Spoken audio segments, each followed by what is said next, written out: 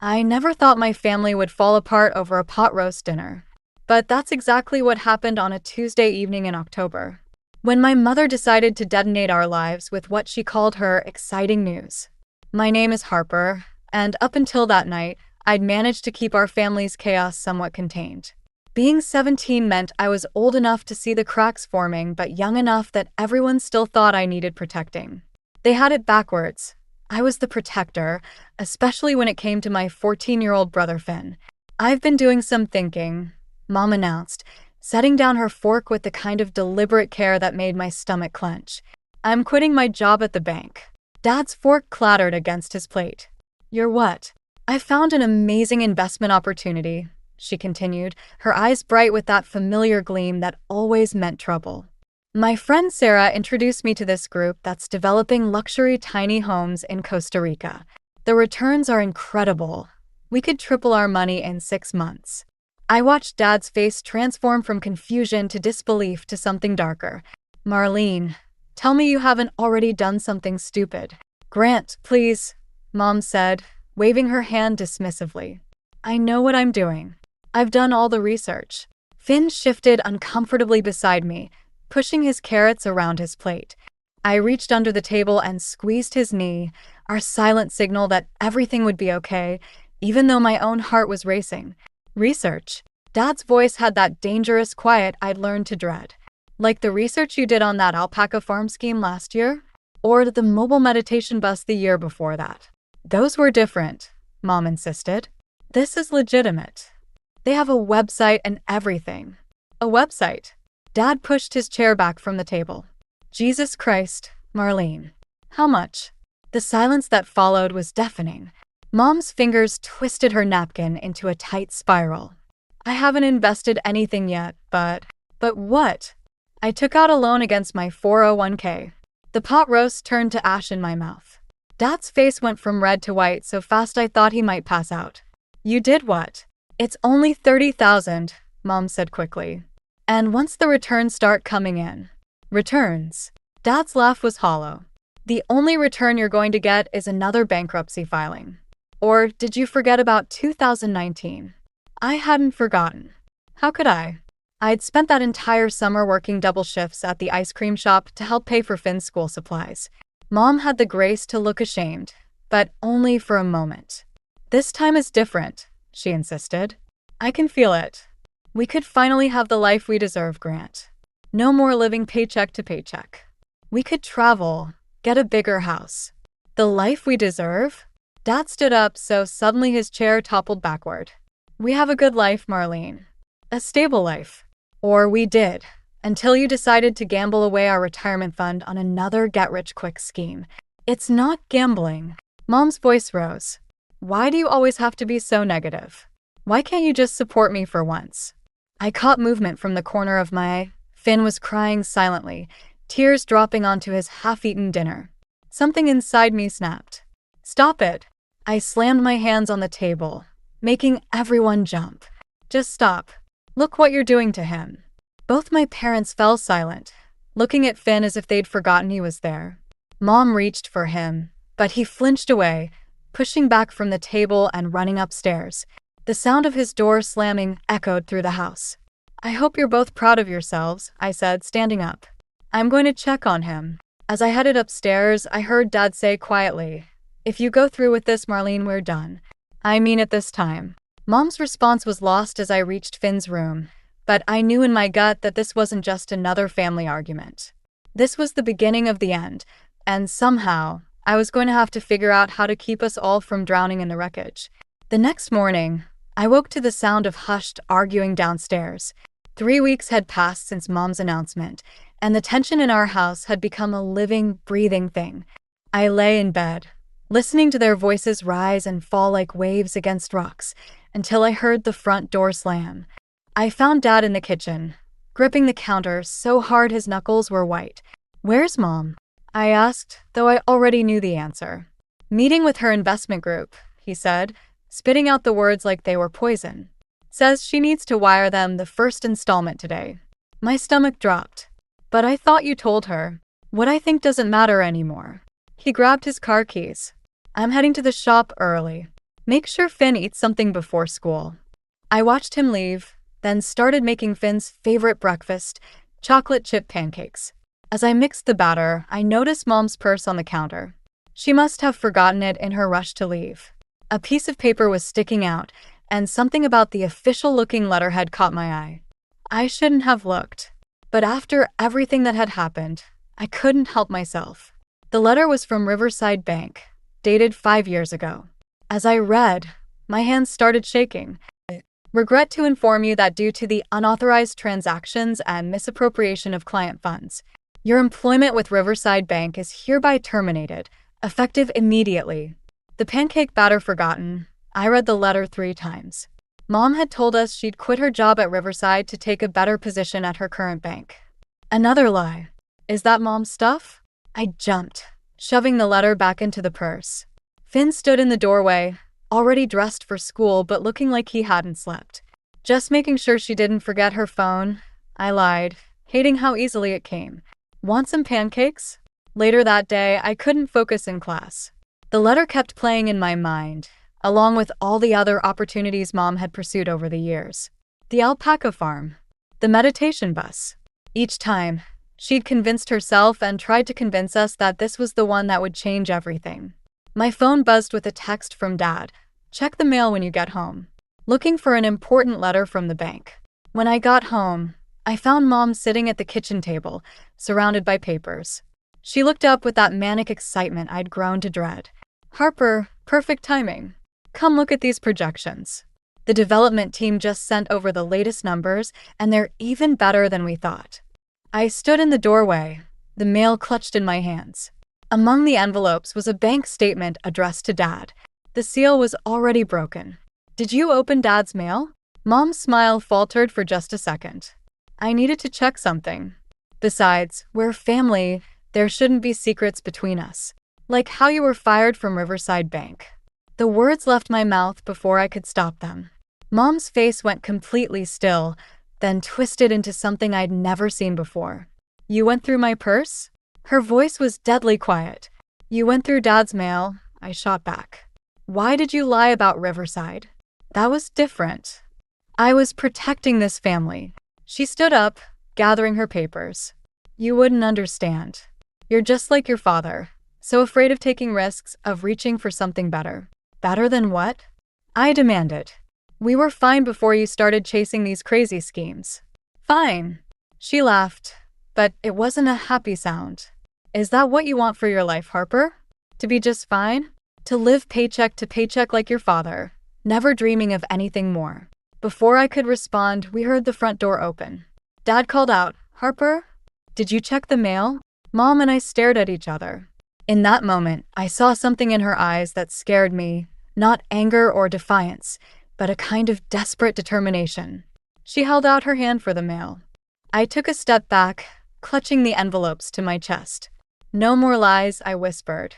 Dad appeared in the doorway, taking in the scene before him. The scattered papers. Mom's outstretched hand. The look on my face. What's going on? He asked quietly. And just like that, another crack appeared in our family's foundation, and I knew we were one step closer to everything falling apart. I never expected to find out about my college fund while doing laundry. But there it was, buried in a pile of Mom's discarded jeans, a crumpled letter from my university's financial aid office, dated 3 days ago, stating my tuition payment had bounced. My hands trembled as I read the words again. The college fund Dad and I had carefully built over the years, the one Mom had promised she wouldn't touch, was gone. I stormed upstairs to find Mom hunched over her laptop, frantically typing. What did you do? She barely glanced up. Not now, Harper. I'm in the middle of something important. More important than my future? I slammed the letter down on her keyboard. The money's gone, isn't it? Mom's fingers stopped moving. For a moment, she looked almost guilty. Then her face hardened. It's not gone, it's invested. The returns will be more than enough to cover your tuition and then some. You mean like the returns from your luxury tiny homes? How's that working out? There have been some delays, she admitted. But Sarah says. Sarah, I laughed, but it came out more like a sob. The same Sarah who convinced you to invest in that pyramid scheme last year? This is different. Mom stood up, her chair scraping against the floor. I'm trying to give us a better life. Why can't anyone in this family understand that? Because your better life keeps making our actual life worse. I was shouting now, not caring if the neighbors heard. Did you even think about asking me before stealing my college fund? I didn't steal anything, she hissed. I'm your mother. Everything I do is for this family. The front door opened downstairs.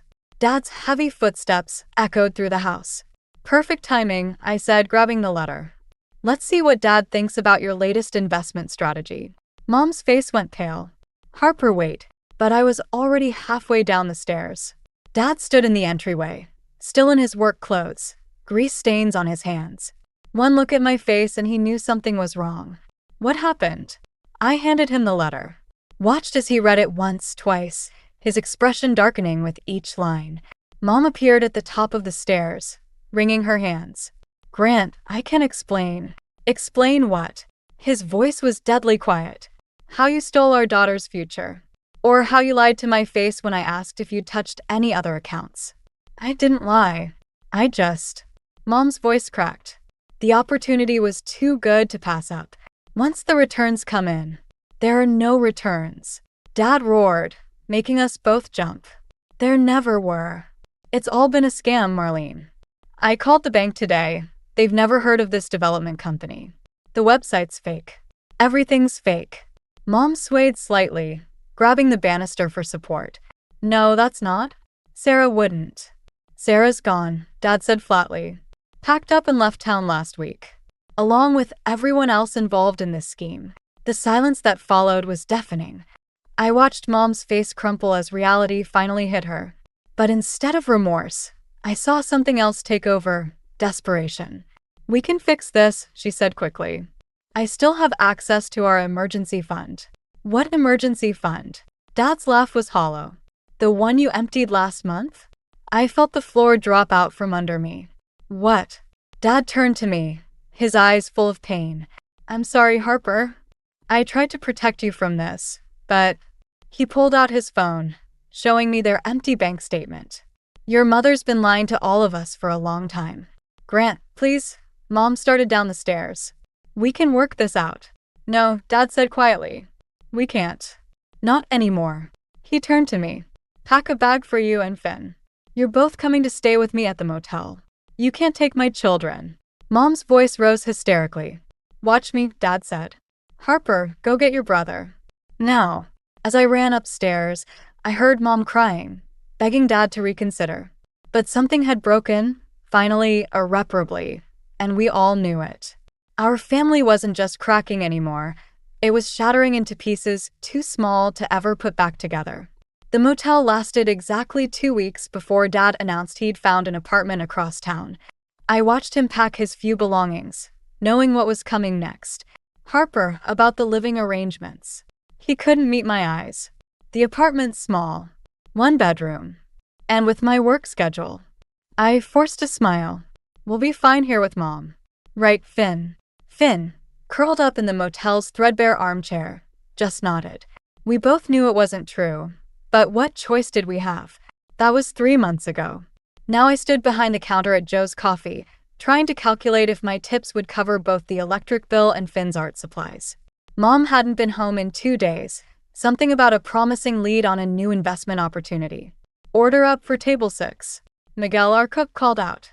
I grabbed the plates, nearly dropping them when I saw Mom sitting at the table, talking animatedly to a man in an expensive suit. Just need a small loan to get started, I heard her say as I approached. The returns would be astronomical. The plates clattered against the table harder than necessary. Mom jumped, finally noticing me. Harper, I didn't know you were working today. Her smile was too bright, too desperate. This is Mr. Chen.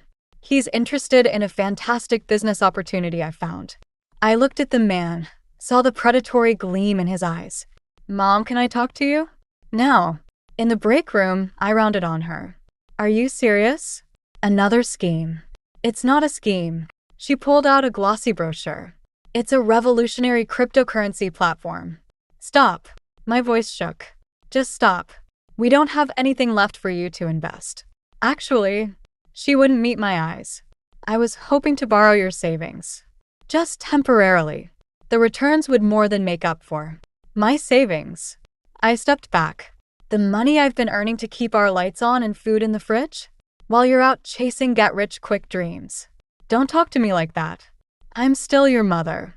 Are you? The words escaped before I could stop them. Because mothers don't steal their children's college funds. They don't disappear for days without explanation. They don't. The slap caught me off guard. Mom looked as shocked as I felt, her hand still raised. Harper, I'm so sorry, I didn't mean. I touched my stinging cheek. I have to get back to work. That night, I found my savings box empty. The money I'd hidden under my mattress, gone. Even the jar of tips I'd kept in the kitchen was cleaned out. I found Mom in her room, frantically shoving clothes into a suitcase. Where is it? Mr. Chen's waiting, she said, not looking at me. Once this deal goes through, I'll pay you back double. Triple. Mom, please. My voice cracked. That money was for Finn's medication. 4 groceries. 4. I'm doing this for us. She whirled around, eyes wild. Why can't you understand? This is our chance to fix everything. There's nothing left to fix. I pulled out my phone. I'm calling Dad. She moved faster than I expected, snatching the phone and throwing it against the wall. You ungrateful little, she caught herself, breathing hard. I'm leaving. When I come back, you'll see. You'll all see. I watched her drag her suitcase down the stairs, listened to the front door slam. Through the window, I saw her get into a black car with Mr. Chen. My phone lay shattered on the floor, but Finn's old Polaroid camera caught my eye. I'd been playing with it lately, finding unexpected peace and capturing moments of beauty in our chaos. Now I picked it up, hands steady despite everything. I took one photo of the empty savings box, another of Mom's ransacked room, a third of the broken phone. Evidence, I told myself, though I wasn't sure for what. Finn appeared in the doorway, eyes wide with understanding. She's gone, isn't she? I nodded, unable to speak. What are we going to do? I looked at the photos spreading across the bed, proof of our mother's final betrayal. Something shifted inside me, a determination hardening into resolve. We're going to survive, I said, reaching for my backup phone, the one Mom didn't know about. But first, I need to make a call. It was time to stop protecting Mom from the consequences of her actions. Time to protect ourselves instead. We lasted 3 days in the house after Mom left. On the 4th morning, I woke to find an eviction notice taped to our front door. Turns out Mom hadn't paid the rent in months. Pack what you can carry, I told Finn, trying to keep my voice steady. Just the essentials. He nodded, clutching his sketchbook to his chest. What about Mom's stuff? I looked at the mess she'd left behind, scattered investment brochures, empty wine bottles, a trail of broken promises. Leave it. The train station was quiet this early. I counted our remaining money, barely enough for 2 tickets to Dad's city. As we waited on the platform, I scrolled through Mom's recent texts. Sorry about everything. This deal is different though. Just need 2 weeks. Harper, please answer. I can explain. You're just like your father. No vision, no faith. The last message came an hour ago. I know you took pictures. Delete them or I'll make things very difficult for you both. I switched off the phone, my hands shaking. Finn leaned against me, half asleep, while I watched the sun rise over the tracks. That's when I noticed the leather-bound journal wedged between the bench slats. I recognized it immediately, Mom's private diary. She must have dropped it during one of her late-night escapes.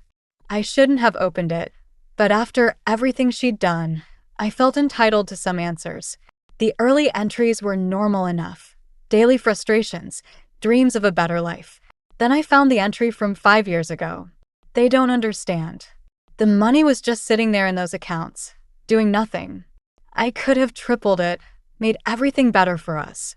But Grant only sees risk, never opportunity. And now he's poisoning Harper against me too. Sometimes I think they're all conspiring to keep me small, to keep me trapped in this mediocre life. The train arrived with a screech of brakes. As we found our seats, I kept reading, each page revealing more of Mom's descent into delusion. The latest entry was dated just last week. Harper thinks she's so clever with her photographs, gathering evidence like her father would. She doesn't realize I'm protecting her from her own limited thinking. When this cryptocurrency deal pays off, she'll thank me. They'll all thank me. Is that Mom's? Finn asked, startling me. I closed the journal. Yeah. Does it explain why she left? No, I lied, tucking the journal into my bag. Some things don't have explanations, Finn. My phone buzzed, an unknown number. I answered without thinking. Harper. Mom's voice was frantic. Where are you? The house is empty. We got evicted, I said flatly. Remember rent? That thing you were supposed to pay. Listen to me, she hissed. Mr. Chen's associates are very unhappy. They're asking questions about those photos you took. If you've shown them to anyone. Goodbye, Mom. Wait. I need you to wire me some money. Just a few thousand to smooth things over. I hung up, feeling sick. The train rocked gently as we passed through familiar neighborhoods, each mile taking us further from the wreckage of our old life. Harper. Finn's voice was small. What if she comes looking for us? I pulled out the Polaroid camera, the one thing I couldn't leave behind. Through its lens, I'd captured more than just evidence of Mom's betrayals. I'd documented our survival. Let her look, I said, snapping a picture of the sunrise through the train window. We're done hiding. My phone buzzed again, Dad this time. Almost there, his text read. Elise is making up the spare room. We'll figure this out together. I showed Finn the message, watched hope flicker across his face.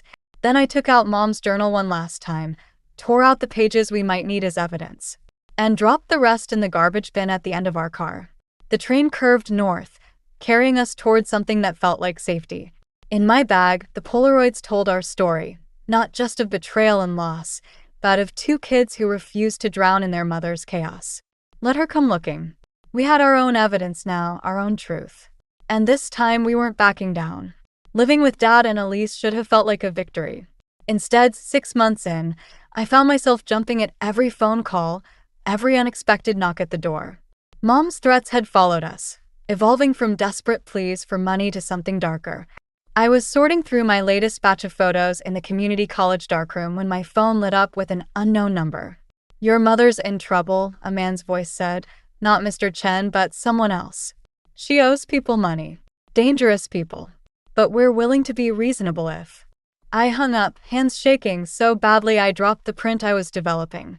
The image blurred, a shot of Finn at his new school's art show, actually smiling for the first time in months.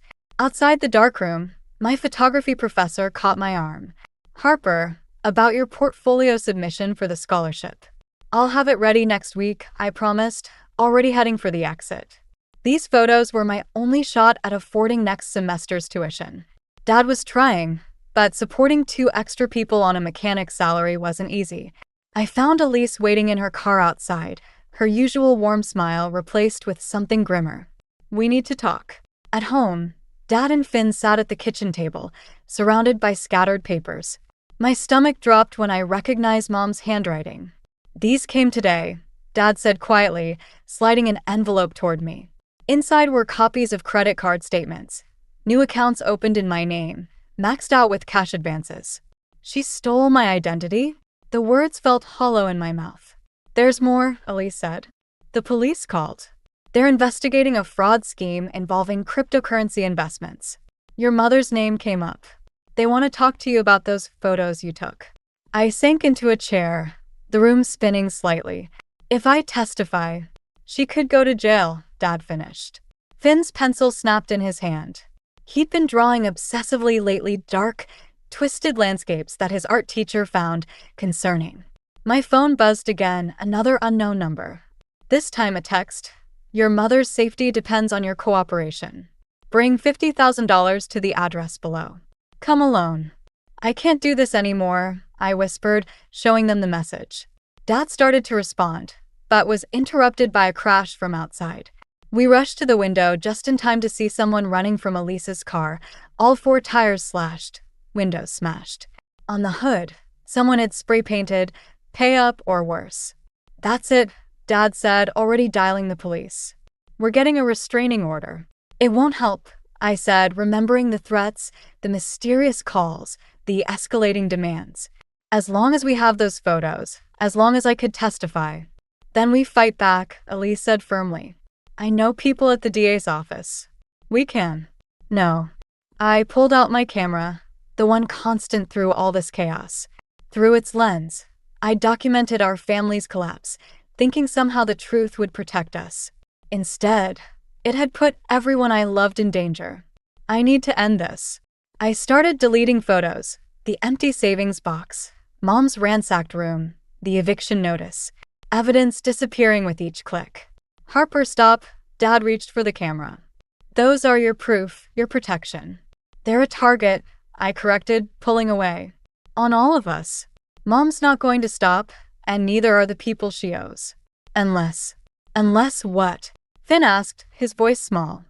I looked at my family, my real family, the ones who'd chosen to stay, to protect, to love without conditions. Then I looked at my camera, still half full of evidence that could send Mom to prison. Unless I give her exactly what she wants, I said quietly. A clean slate. A fresh start. One last chance to run. You can't, Dad protested. After everything she did. I'm not doing it for her. I met his eyes. I'm doing it for us. For our chance to finally be free. My phone buzzed again. Another threat, another demand. But for the first time in months, I felt something other than fear. Sometimes I realized the best revenge isn't punishment. It's peace.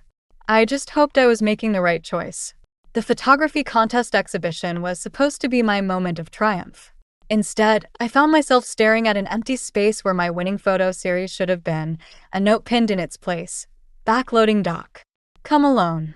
I knew who'd taken them before I pushed open the heavy metal door. Mom stood in the shadows. My photographs spread across a wooden pallet like evidence at a crime scene. Beautiful work, she said, touching one of the images. Finn sleeping on the train, exhaustion etched on his face. You always did have an eye for tragedy. What do you want? She stepped into the light.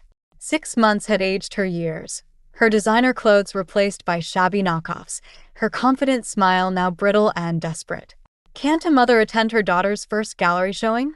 Those photos won the grand prize, I said, keeping my distance. The scholarship money is exactly what I need. She pulled out her phone, showing me a text message. Mr. Chen's associates are getting impatient. They're talking about involving Finn now. My hands clenched. Leave him out of this. I'm trying to. But I need $30,000 to make this go away. The prize money would cover it. The money's for college, I said. For a future you tried to steal from us. I was trying to give you a better future. She grabbed one of the photos, the one of her ransacked room the night she left. You think documenting our failures makes you noble? These pictures, this art of yours. It's just revenge wrapped in pretty paper. You're right. I moved closer, watching her expression shift. It started as revenge. I wanted evidence, proof of everything you'd done to us.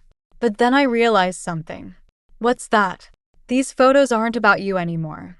I picked up another image, Finn's first art show at his new school. Dad and Elise cheering in the background. They're about us. The family we built from the wreckage you left behind. How dare you? She reached for the photos, but I was faster. The police are already here, I said quietly. They're very interested in Mr. Chen's investment scheme. And these photos? They're copies. The originals are safe with the DA's office. The color drained from her face. You wouldn't. Actually, I would. I pulled out my phone, showing her the text I'd sent earlier. But I'm giving you a choice. The police are watching every exit except the back alley. You have 5 minutes to disappear, for good this time. You're blackmailing me? She laughed, but I heard the fear beneath it. Your own mother? I'm freeing us both. I gathered the photos, leaving just one behind, the last picture I'd taken of her. Sleeping on the couch before everything fell apart. Take it. Remember what you lost. Then let us go. She stared at the photo, tears finally breaking through her carefully maintained facade. Harper, time's running out, I said, heading back toward the door. Make your choice. I didn't look back as I walked away, counting steps instead of seconds. When I reached the gallery, Finn was waiting with Dad and Elise, worry etched on their faces. Everything okay? Dad asked. Through the window, I caught a glimpse of movement in the alley, a familiar figure hurrying away into the darkness. My mother's final exit, stage left. Yeah, I said, turning to the empty wall where my photos should have been. Everything's fine. Finn squeezed my hand. What about your scholarship? I smiled, thinking of the real exhibition prints, safely stored in the gallery office. Some things are worth more than money. Like what? He asked. I looked at our little family, Dad's proud smile, Elise's gentle understanding, Finn's unwavering trust. Then I pulled out my camera, the same one that had documented our downfall and resurrection. Like this, I said, raising the viewfinder to my eye. Smile, everyone. The flash lit up the gallery like lightning, capturing not what we'd lost, but what we'd found instead. A family built on choice rather than obligation, strength rather than fear, and love that didn't come with conditions or price tags attached. Sometimes the best revenge isn't about destroying your enemy. It's about building something they can never touch. 4 years after the gallery showdown, I stood in my cap and gown, clutching my photography degree while Dad snapped pictures with my old Polaroid camera. The irony wasn't lost on me. You're hugging the camera, Finn complained, now taller than me and sporting blue hair that matched his latest art series. I want to document this properly. Speaking of documenting, Elise said, pulling an envelope from her bag. This came to the house yesterday. I recognized the handwriting immediately. Mom's. The postmark was from somewhere in Costa Rica. There's no return address, Elise added softly. Like always. Over the years, mysterious packages had appeared, birthday cards, newspaper clippings about my photography exhibitions. Even a wrinkled $5 bill when Finn won his first art competition. Mom never signed them, but we knew. Want me to throw it away? Dad asked, protective as ever. I shook my head, tucking the envelope into my graduation gown. Later, we celebrated at our favorite diner, the same one where I'd worked during my first year of college, before my photography career took off. My latest series, Fragments of Home, had just been picked up by a major gallery in New York. Remember when you used to hide your camera under the counter? Our regular waitress asked, bringing extra fries without being asked. Now look at you, Miss Famous Photographer. Finn rolled his eyes. Don't inflate her ego.